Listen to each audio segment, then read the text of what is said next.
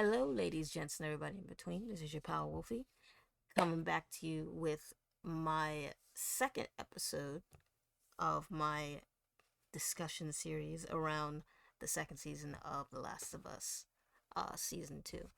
And boy, ooh, was this a good episode? Again, like before, I'm just gonna start off with non spoilers, and then I'll say when I'm gonna start spoilers, and I'll also make some timestamps so that you can see. But the non spoiler part, incredible. This episode, another jam packed, awesome freaking episode that I've already rewatched twice, and, and I absolutely loved it, loved it, loved it, loved it, loved it, loved it, and it gonna be one of my favorite episodes of TV for a very long time for good reason, and I'll get to that momentarily. But in saying that, again, the non spoiler part is that I absolutely loved this episode. It was incredible. It was everything, and it was just phenomenal. Just a phenomenal thing to sit and watch, even on like the second and third time that I watched it. So, with that said, my score for it is a 10 out of 10. It's like another 10 out of 10. It was just as perfect and seamless as the very first episode, and I'm loving this season. I am loving this season so much. They're giving me everything that I want. Everything that I want. So, with that said, now I'll move on to the spoiler part, and in that I will discuss in detail about everything that happens in the episode. So if you haven't watched it yet, don't watch the spoilers yet. Um, if you wish to come back, please come back and you can hear me discuss the spoilers part of it. So spoilers start in one, two, and three. Okay, so spoilers, here we fucking go. Oh my god! You can see it on the shirt. Team Abby, so fucking happy to see her fucking do it. I wasn't 1,000% sure if they were gonna do it this episode, but I was hopeful. Like as the seed started to sow, I'm like, oh, it's gonna happen. It's happening. It's happening. So, but I won't talk about that just yet. We will talk about. We'll start. I'll save that for the very last because that's the thing I'm most happy about. So I'll save that for the last. I'll start off with again the set designs. The set designs are fucking incredible. The fact that the lodge looked like shot for shot the way that it looked in the goddamn game is I'm so taken aback how well they can construct this stuff. And it's like you really had people who are so good at paying attention to detail. I'm like, this is how I love it. Like I would love to have been there to watch them build this stuff because as a fan I would have lost it. I would have been bawling from how good it looks and how perfect it is, and I would have been praising them out the high heavens over what they managed to do.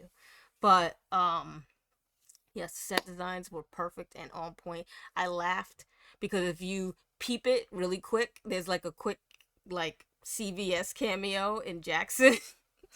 And I spotted that. I'm like, oh, CVS. I was kind of laughing because I have a CVS right next to my house. So I was laughing my ass off when I saw that. But I loved just they just did such a good job with that. So moving on from the set design, the way they built up the stuff in Jackson. So yeah, I'm gonna touch upon Jackson first. So the whole like obviously, you know, the first time running through, you don't really pick up on all of the little nits and grits. So on my second time watching through the episode, I really like paid attention to that build up. And you can see like you're seeing the people moving the barrels, you're seeing them getting the guns ready, you are like seeing the different patrols going through the streets and stuff. And I'm like, oh, they like were really, really, really preparing for this thing to happen soon. So, and it's like they had already given us that little drop at the very end of the last episode, showing us that the roots, the tentacles, the tendrils, what do you want to call them, that that they were inside of those pipes that were stocked full of all those weeds and stuff like that. So we kind of already had that foreshadowing that that was going to be taking place in this episode.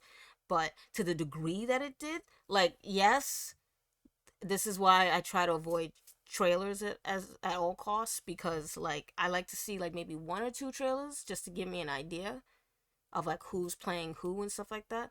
But for the most part, I like to avoid trailers because these days they don't like. I understand that they like to try to find reasons to attract people to come and watch what's gonna be on the screen or whatever. But I hate trailers these days because they show too much.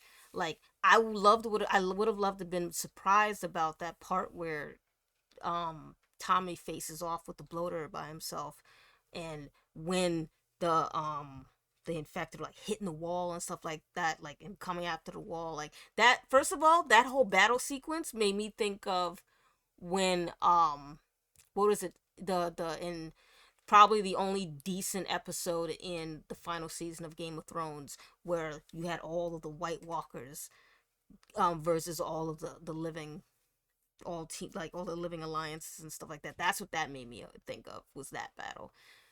Still the only, as far as I'm concerned, the only good part of that entire season. So that's what that reminded me of so much. And I'm like, in my head, I'm like, did they consult the Game of Thrones people for this one? Because that's what that I was getting, Game of Thrones versus the White Walkers and that. But it was epic. It was amazing. Like, see, first of all, seeing how absolutely out of control the infected are. Like, are literally sacrificing their bodies just to get to these people, and I'm like this shit is crazy. This shit is crazy. And then when you get Big Boy Bloater, yo, I was taken aback by how well they did it. They did the bloater in the first season. It still blows my mind how they've done it even in this season. So like the bloaters terrify the hell out of me. Like I've got like I can take them motherfuckers down with no problem, but they still like that roar. Oh man, like hearing the roar in the damn show, I'm like it automatically pulls that fear and that anxiety out. And it's like, oh, like I'm watching it and I'm like, oh my god, like I don't want to be Tommy right now. I really don't want to be nobody that's coming up against that dude, especially because we saw what he can do last season when he tore that guy's head off. I'm like, I don't want nothing to do with that. So the fact that they had my boy Tommy going at him on one with the flamethrower, first of all, that it just makes me think of like in the both first and second game, whenever like when you came across, when you were fighting against a bloater and you all you had was your goddamn flamethrower to take that dude down. Yeah, I remember them fights. I remember them fights well. I remember doing them fights on Grounded. It was incredible. So it was crazy seeing that on screen. I'm like, yo, I was like a kid in a candy store. I was so happy seeing that. That whole fight sequence was insane, and it's like seeing how they're like, even though they're mindlessly going about things, they're still intelligent. Like they're still intelligent enough to know, okay, those guys are up there. How do we get up there? Oh, we can go through the building, up the stairs, through the door to get the like that's how you know they're not truly dead. They're not undead. They're just completely crazed, and it's so that mess was just insanity. And seeing them take, first of all, screw them dudes that left Tommy and the other guy. They said nope and just yeeted the way out. Like they were gone. They were gone. Like you saw smoke behind them. I'm like, come on, man. Like you are in an enclosed town. Where you going? You might as well stand your ground and try to take out as many as you can. Like that was, but I was laughing my ass off for that. That had me dying. I'm not gonna lie to you. So, but yes, that entire battle sequence was just, I loved it. I thought it was so freaking cool. I couldn't believe how they pulled it off. Like seeing it in the preview was one thing, but actually seeing it unfold was crazy. I loved it. I loved it so much. But I'll start harping on that one. I'm just going on from there. Um, I liked the little changes that they did. So like for anyone who, you know, if you played the game, if you're familiar with the game, technically, In the game, it was Joel and Tommy who went out on a patrol, and it was Ellie and Dina. And then you had Jesse, and then those other random people, and that was like that second part of the patrol that had gone after like Tommy and Joel initially had went, and that was when we got to learn about Eugene, and still find his little pot farm. I guess like the only sad part for me is because it wasn't Ellie and Dina. That means we don't get that fun part that happens in the in the pot farm area. So you win some, you lose some. But when I get to the part later, I'll discuss my feelings on why I understood that change. But so instead you have Dina with Joel on patrol already, and then you have Jesse with Ellie. And I was laughing so hard because they recreated that part where Jesse goes to wake up Ellie, and they have that little conversation at the door. I was dying. I'm like, this is straight, like it was straight out of the game. That whole conversation, straight out of the game, and it was like the way that they were actually able to actually really recreate that in live action. I was laughing. I was laughing so hard. I'm like, this is just as good as it was in the damn game. They did such a good job. They did such a good job. Part of me misses also that you don't get that part where you do the snowball fight with the kids. Again, I know this is all those are all game mechanics and stuff, so they can't have everything. But it's the little things. Because again, I have this game mapped throughout my entire brain and in my entire soul. I know every little bit of thing, and so I get a little bit sad when little things are taken out, even though I understand why they were taken out. Either way, there was that. I did love how they still kept that part where Maria is forces Ellie to hear the apology of Mr. Bigot guy. And I was kind of sad that she didn't say the line about the bigot sandwiches. Like, that shit was hilarious. That I feel like that should have stayed in there, but what you gonna do? Maybe it's in the like deleted scenes or something like that. I'm hoping that it's like a deleted scene or something like that.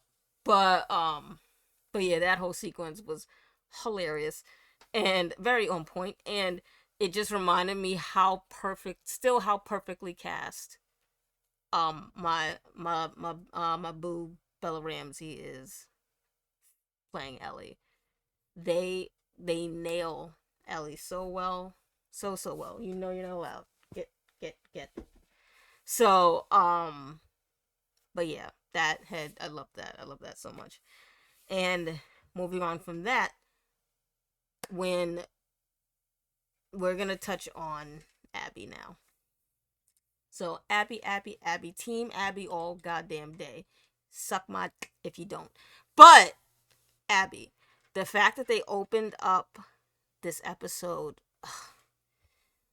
with the dream sequence. So one of the biggest things for in Abby's arc of the game is that the way that you learn just how much like her mental, like what her mental state is, or matter of fact, the way that you get a grasp on what her mental state is the reoccurring dreams she has. So the reoccurring dream that she has is when she has goes down that hallway in the hospital that leads to where her father was killed, and you hear the blaring sounds of like as soon as I heard the alarms, I got goosebumps because it called back to me immediately those parts of the game, and I'm like, oh, here we go. Here we go. And I'm like, and then they had what was different for this one is that instead of her getting like walking to the door and opening the door, and then what's behind the door is behind the door, she's confronted by herself, and herself telling her, don't go down that path, you don't want to open that door, you don't want to see what's there. Even though she already knows, she's like telling herself, don't revisit it, don't go back to it. And it's like, it's such a foreshadowing. Like, again, I'm not going to touch too much because there's parts we haven't gotten to. I don't know what we're going to get to as far as season 2 versus what they're going to try to do for season 3. So I don't want to disclose too much now. I want to wait until we get to certain parts before I do any of that. But what I'll say is They did a really excellent job with that, and I'm like, it got me excited to see if we're gonna have that reoccurring dream thing, if that's gonna be something that we see in this show as well. Because I would really love to see them do that, and I think it is a really important and integral part to her character, is seeing that those dream sequences. But yes, so then after the dream sequences part, it's, you finally see them in the lodge, and again, the lodge perfectly redone, but the group that they have this time is smaller and missing some people that were in the game. So in the show, you only have Abby, Owen, Mel, Nora, and Manny. So you only have those five. There were more people in the game. They had more people with them, like Jordan and another, I always forget his girlfriend. I always forget her name. But and like Jordan was the one that had like kicked Ellie and stuff like that, and who she cut when she came into the, so they changed that part up too. But yeah, so that was like another significant change that they did. They made it a smaller group, and I think that was a means for them to make it like, to make them more fearful about going into Jackson. So like how Owen was like, my plan is I'm gonna try to convince her to let us go back. It's like, because, oh shit, we only came here with 5 people, and that's a whole ass fortress. This ain't a good idea. We are extremely outnumbered. Like, so it gives that sense of, okay, maybe we don't do this one, because it's like we're completely outnumbered. What else are you gonna do? So, um, so I like that they did that. It gave that sense, and it also makes it make more sense why Abby was trying to lure them back to the lounge instead of any other, like, instead of following through and letting them take her to Jackson or something like that. So let's just get to it. Let's get to the scene, as people call it. I call it the scene, where other people are like, the scene. Like, fuck off. I loved.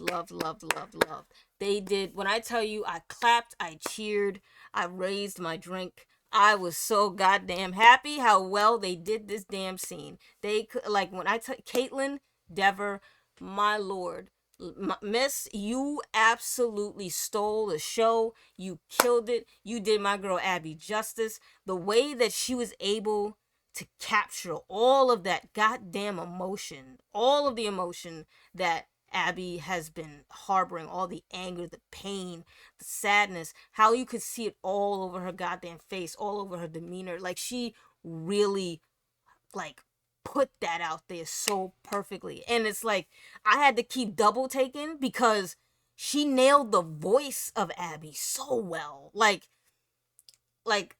all love to Laura Bailey, but you know that woman, like, you hear her, you always know Laura Bailey's voice. She's in everything, and I adore her, but she's in everything.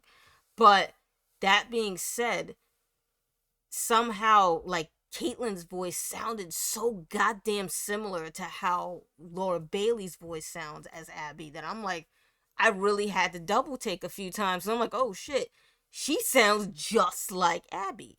Like, no sweat off the back. She may not have the muscle bound girl, but she got the voice, and I'm like, yes. So she nailed the voice, she nailed the emotion, she nailed the anger. She did, like, the anger was the most important part for this scene in particular. So anger and hate, that plays a huge role, and is going to play a huge role now, specifically throughout this entire season. So the way that she was able to nail it so well in her entire performance, I'm like, you believe it. You believe just how much she hates Joel. And I'm right there with you, baby. I hate him too. So I was like, yes, queen. Yes, queen. Like, get him. Please get him. And she said it in the first goddamn episode. We kill him slowly, and damn, did she do it. I wish the scene had been longer. That's where I'm at. Like, I absolutely loved it. They did. From the shotgun to the leg, to the hitting him with the damn yo. When I saw the golf clubs, I'm like, here we go. We going golfing. Everybody golfing. It's about to be a good ass time in my house. So so I had a good ass time with this fucking scene. I loved it. Loved it so goddamn much. And I do love the fact that there's an implication that she beat him so much that she broke the damn golf club. So that's the difference, is that in the game she takes him out officially, like with the head of the golf club. So the fact that they made it so like after Ellie busts in and they subdue her or whatever, the fact that they were able to do it so that like she beat, like the implication is that she beat him so much, she put so much anger behind the hits that it broke the damn fucking golf club. I'm like, okay. So I'm like, yeah, I'm here for it. I'm here for it. And I had mentioned before how so the dynamic was different because they had Dina with Joel this time. So I understood why they made that change, because it's gonna be Ellie and Dina that goes on this journey to go find them. So it makes sense to have Dina there. And it makes sense to have Dina there because like when it comes to subduing Dina, there's certain parts that I'm not gonna bring up yet because they're too spoilery. And I don't know what they will and won't implicate into the season, so I'm not gonna say it. But there's something about Dina that makes me go, yeah, no, this would make sense. And it would make sense why it was so easy to subdue her, because she's strong herself. But there are things at play if they do it in the season. There are things at play that make it make sense why she could be easily subdued by them in comparison to Tommy. So having Tommy in that role, it wouldn't have worked as well as like it worked well in the game because video games, but it wouldn't work as well on screen because Tommy a big guy. He a big guy. And yeah, they have like two big dudes with them between Manny and Owen, but again, Tommy is like he worked with Joel. He's a trained, absolute trained killer. I mean, we saw what he did with the Jackson situation. So he would have been a problem for them. And if the whole point was they didn't want to kill anybody else but Joel, they needed to pick somebody else who would still have emotional significance, who still is going to be an integral role to the rest of the season, has like, and would be able to have that information to help Ellie with going on her journey to hunt them down. So yes, it made perfect sense to change to have it be Dina. And I and then the fact that they could just put her out with some medication was good too, cuz so like they kept to their word that they didn't want to like do any extra harm that they didn't need to. So and like even with Abby's anger of being like, oh, I'll knock her out, blah blah blah, you could tell she didn't want to get to that point, which is why she's pushing Mel like, look, please give her the medicine so I don't have to do that. I don't want to have to do that. So that also gives the audience the thought, like gives them this outlook on her that like, oh, she's not like Joel where she's just all ruthless, no thought. She's thought, she's emotion, but she's also ruthless. So that makes their dynamic. While a lot of people see the similarities between them, that's the main difference between them, is she has a fucking heart in comparison to him. So if she can spare somebody, she gonna spare him, and that's what she did. So, and that rang true as well as with them leaving Ellie. Like, she didn't even fuck with Ellie. Like, she didn't say nothing to Ellie. She didn't acknowledge Ellie. She's just like, I came here to do what I came here to do, and I'm out. Manny was the one that put Ellie out. So, well, attempted to put her out. But yeah, so, and then the speech, having her talk like having that whole talking section where she is addressing Joel and making him remember, like, you don't know who we are, but we know who you are. And this is why we know who you are, and we know that you remember this. So she forces him to do the one thing that this motherfucker can't fucking do, which is tell the goddamn truth. So they force him into the situation where he has to. He has no choice. You have to say what you've done. You have to own up to what you've done, and you will be punished for what you've done. And that is like the whole dynamic of actions and consequences. Like, these were like, she's making him face the actions that he's made and verbally, like, take responsibility for the actions that he's made, but also be aware that the consequences will follow right after he does it. So, and it's definitive, and I love that. I love that they did that, because that's not something that they did in the game. In the game, you have to play through it, and that comes together as you go through it. This one, they put it front and center, I think, because, um, like I said, it's going to be a pretty. It's not going to be a long season in comparison to the last, but it's going to be a packed season. So, because there's a lot to part two. That's why I love it. So, they want to quickly make the audience understand Abby's standpoint. Like, yes, you're gonna probably see her as the villain right now, but this is the reality of it. He fucked up and he found out. Like, that's really what it happened. That's what happened. He fucked up and he found out. That's literally what it is. So that's what she was doing with him with that shit. So I loved that entire sequence. I probably rewatched that one sequence at least three, like 4 or 5 different times now, just because I really loved how they did that. And it's like, and the fact that she really hammered home that, you chose to kill an unarmed doctor, not a soldier, a doctor. And, like, as far as their like situation is concerned, probably the only doctor who could have helped bring the hell that the entire world was living in to some sort of conclusion. Like, you didn't just you killed an unarmed person, you killed hope. You didn't just kill an unarmed person, you killed hope. You killed so much with just one person, in addition to all these other lives that you took.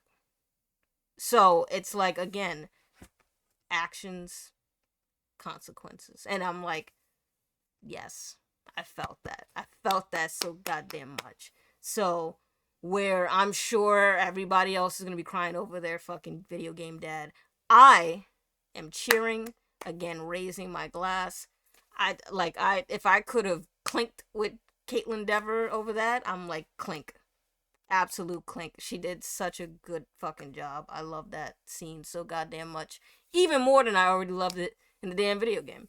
For the same reasons. So, I'm like, I don't think I could praise it anymore, but I did also really love how the difference between the game and the show was, instead of when Manny kicked Ellie, like, you, first of all, the way he kicked her, if you listen hard, like, they imply that when he kicked her he broke her rib, which is why she couldn't just get up and walk over to him, is because he broke, like, if you just bruise a rib, I tell you that shit hurts like high hell. So breaking a rib, that will incapacitate you, like, especially because she's so small. So obviously a kick like that, an attack like that, incapacitated her to the point where she couldn't really be mobile. So that's why it was easy for them to do that and then just walk out. But again, they left them alive. And keep that part in mind. Always keep that part in mind, because that plays a very significant piece to the entirety of this whole goddamn thing, is they kept Ellie and Dina alive. They only killed Joel. Joel is all they wanted. That's all they did, and they left. and I'm like, I hear the quote in my head, but I'm not gonna say it because that's spoilers. I'm really, really hoping they do it. Oh, that's the part I forgot. I love that she said the line. When she said the line, "You don't get to rush this," I'm like, yes. I lost my shit. I lost my shit. I was so fucking hyped hearing that line. Like, that's all I like. I'm like, say everything else, do everything else, but if you don't say this line, I'm gonna be upset. I was so happy when she said it. I love that shit. I love it. It's one of the quotes that I had like as a headline on one of my pages for a while.